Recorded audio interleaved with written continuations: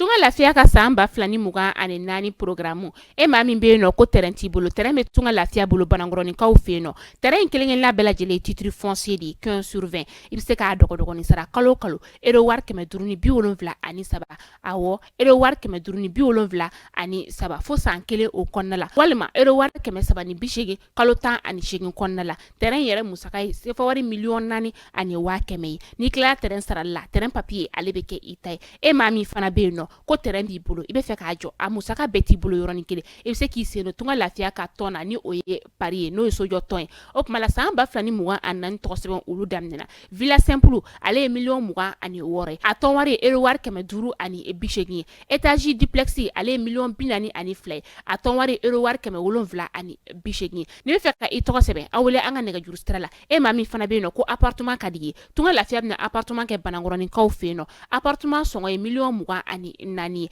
ibisa ale fana dogo ni sara ero war keme wolonvla ani muwa fo san nani o konnala awo san nani tunga lafiya nana tunga range ulu lafiya likama op mala anga nega juru stra ayo bamba 00223 72 18 42 47 walma 00336 41 94 03 80 tunga lafiya ka lagini femi malende munu sigleme jamana ko ka ubeka seka so kelengelen soro ba maliba ali konnala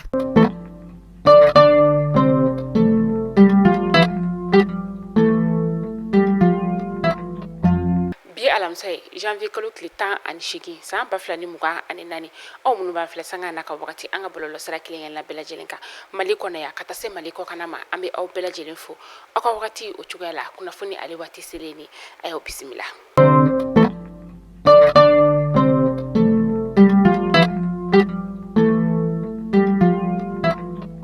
kuna fondamne la bi wala sa ka se ka balo fɛnw ni ka olu sɔngɔ jigin ina fɔ sugo ka taga se buru una ɲɔgɔnna wɛrɛw ma sungalo natɔla in o la o ye an ka jamana marabagaw olu jɔrɔnan ko ye an bɛ don min na ina fɔ sisan nɔ o de kɔnɔna la sa an ka ministre min bɛ nɔ ni ale ɲɛsinnen bɛ jago ko koɲɛ olu ma ni o ye Musa Alassane Jalo ye ale kɔni wulila ni ka don dugu o kɔnɔna la ka taa maa minnu bɛ nɔ ni olu bɛ nin ko ninnu ɲɛma ka taa olu kuma ɲɔgɔnya kɔnɔna la sa sugaro ni buru ta kɔfɛ ani maa minnu bɛ nɔ sa ni olu ye fara ɲɔgɔn kan jɛkulu ye n'o ɲɛsinnen bɛ sogo ko koɲɛ olu ma kunu tarata donya tila fana to donna wagati min na sa an'olu ye ɲɔgɔn kuma ɲɔgɔnya ye fanba bolila fɛn min kan o de ye ka se ka dɔbɔ sogo ale sɔngɔ la yani sungalo nata ale cɛ nka nin wagati na sɔngɔ kelen kɔni o ma fɔ sogo ale bɛna bila damina janvier kalo tile 20 natɔ san 2024 an ka finitigilakaw olu bena u ka san yɛlɛma ɲɛnajɛ ni ka o ta ko 63 ka o kɛ ni o ye a 60 ans d'anniversaire ye o ye a bena kɛ an ka jamana fan 14 bɛɛ lajɛlen o kɔnɔna la k'a daminɛ Kayi fo Kidal la an ka faba kɔnɔna la yan nɔ sa défilé militaire o bena kɛ place de la prise d'armes 34e régiment du génie militaire o kɔnɔna la min ni a ɲɛmaya talen do ka di an ka cɛmancɛ fanga jamana ɲɛma o ma n'o ye colonel la Asimi Goita ye a baara bɛɛ lajɛlen mina daminɛ nɛgɛ kaɲa 9 o wagati kunnafoniya ale bɔra Diriba o yɔrɔ la an ka jamana ministre ni ale ye ministre de l'administration territoriale et de la décentralisation fɛnɛ ni o ye colonel gendarme Abdoulaye Maïga ye ale y'a yira conseil des ministres tɛmɛnen na conseil des ministres min yɛrɛ sa ni an ka cɛmancɛ fanga jamana ɲɛma colonel Asimi Goita ni ale yɛrɛ kun bɛ o ko o ɲɛma a y'a da kulo kan ka fɔ ko fɛn min ye fara ɲɔgɔn kan jɛkulu min ni ale tɔgɔ ye solidarité pour le Sahel ye ni u b'a wele ko solisa ni fara ɲɔgɔn kan jɛkulu in kɔni u y'a filen kolonci ni ka da kolonci ka sababu kɛ ko fara ɲɔgɔn kan jɛkulu in kɔni ye ale ye waliya juguya caman ni ka o kɛ Kidal mara o kɔnɔna la o de y'a to u ye fara ɲɔgɔn kan jɛkulu ni ka ale bɔ yen nɔ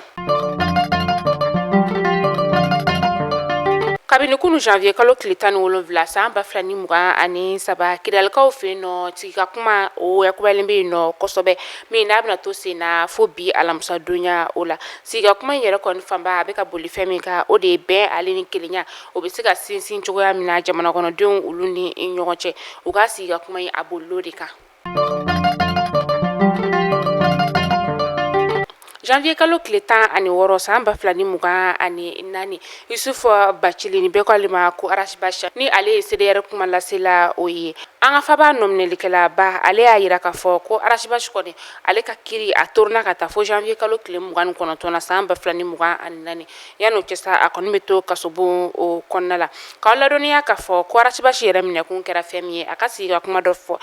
A ka sigi ka fɔ dɔ sen o fɛ min n'a y'a yira k'a fɔ fɛn min ye Alliance pour la solidarité du Mali convergence des forces patriotiques ni o ye ASMA CFP. O ɲɛma n'o tun ye an ka ministre ɲɛma kɔrɔ ye n'Ala ma hinɛ na Sumeila Bubeya Maigala ko ale kɔni ka ntanyani kɔni k'o tɛ gansan ye ko maa de kɔni kɛra sababu ye sa ni ka Bubeyi ka ale kɔni bɔnɛ a nin na. O kɔfɛ tuguni sa Yusufu Bacili a ɲangira ko min na tuguni o de ye k'a fɔ ko faraɲɔgɔnkan jɛkulu kɔni a ye o kumajugu fɔbaa dɔ ye o de kɔni bɛɛ kɛra a nɔminɛkun ye. Min n'ale tɔgɔ bɛ maliyɛnden bɛɛ da an bɛ don min na i n'a fɔ bi o de ye Tezuleka ye. Tezuleka a nana don maliyɛndenw ka te nimisi wasa ale kama koyi. O kuma la kunkolodimi banbali bɛ e mɔgɔ min na farikolo bɛɛdimi bɛ e mɔgɔ min na farikolo kɔni ale mɔgɔ bɛ ni na lafiya ani ni la wasa de la. Tezuleka de bɛ se ka o k'i ye. Tezuleka maliyɛndenw ni lafiya yɔrɔ de don koyi. Tezuleka a san i ka galon bɔnda i ka se k'a dɔn ka fɔ ko Tezuleka ale kɔni te tɔw olu ti kelen k'a fɔ ko n ye n ka te san n ye premier wuli ka deuxième wuli ko n ka deuxième k'ale ɲɛ jɛra o tɛ Tezuleka ye dɛ. Tezuleka premier n'a deuxième bɛɛ lajɛlen ɲɛ de ye kelen f'i bɛ tila ka i yɛrɛ sɔsɔ a la tuguni n'o y'a sɔrɔ ko premier de tɛ deuxième ye. E mɔgɔ bɛ a camion fa santa la sa Ibrahim Ɲagadu ale ka nɛgɛjuru sira kongo a taara i kɔngɔn fa la ni ka n'a ton suguba o kɔnɔna la. Nɛgɛjuru sira 70 06 06 61 walima 65 65 65 97 walima tuguni 72 08 19 91. Tezuleka tew ka lagari Tezuleka tew ka mandi o kuma sansa i ka galon bɔne da. An bɛ taa kɔkan kibaru la an bɛ taa Senegalikaw ka jamana o kɔnɔna la. Karim Wada ni ale ye Abdoulaye Wada o denkɛ ye ni ministre kɔrɔ fɛnɛ o don san 2000 kana se san 2012 o ma. A kɔni jɛra a ka Faransi bugunatigɛ sɛbɛn o kɔ ka sababuya kɛ o de kɔni yira la walasa a sen ka ye u ka jamana ɲɛma kalafili cɛ bɔ o la février kalo nata in na.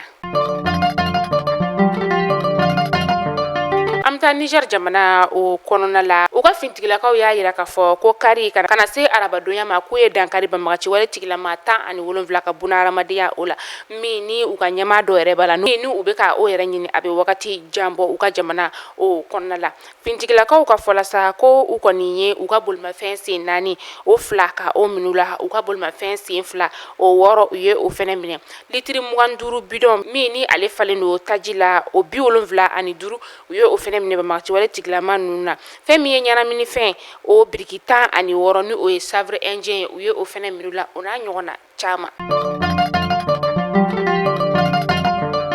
Mali kunnafoni jabara najabaw aw kulo garzɛgɛ kɛra ni kunnafoni damadama de bi k'a da u kelen-kelenna bɛɛ lajɛlen kulo kan. Tunga lafiya de an ka kunnafoni ale jukɔrɔma dondoba ye tunga lafiya min ni a nana tungarankew olu lafiyali kama terrainko la. E maa min bɛ yen nɔ ko terrain t'i bolo terrain min tunga lafiya bolo Banankɔrɔninkaw fɛ yen nɔ 4 500 000 titre foncier Sɛbɛnni kɔrɔ fana terrain bɛ yen nɔ 20 millions a bɛɛ ye titre foncier ka taga se Kati fana ma o ye 5 millions. Terrain bɛ e maa min fana bolo i bɛ fɛ k'a jɔ a jɔ musaka yɛrɛ t'i bolo yɔrɔnin kelen i bɛ se k'i sen don tunga lafiya ale ka sojɔ programme na o sojɔ programme na an ka villa simple ye 28 ye a tɔn wari ye 580 € ye étage duplex ale ye 45 ye a tɔn wari ye 780 € ye o kuma la sa tunga lafiya nana aw lafiyali kama a y'an ka nɛgɛjuru sira ni ka o banba walasa aw ka se ka kunnafoniya caman ni ka o sɔrɔ tunga lafiya ale ka baara taabolo olu kan tunga lafiya tɛmɛnen kɔ ka bɔ yen nɔ sa fɛn min ye Tezuleka ye ale fana ye an ka kunnafoni ale jukɔrɔma dondoba ye maa minnu bɛ yen nɔ sa k'i bɛ fɛ ka te duman ni ka o min Tezuleka ale san i k'a nɛnɛ i bɛ se ka lafiya sɔrɔ a la cogo min na walasa i farikolo ale bɛ se ka tile ban nimisi wasa o la o ye Tezuleka ale ka baara ye o kuma la aw k'an bɛn don n'a nataw la kunnafoni kura olu kɛnɛ kan.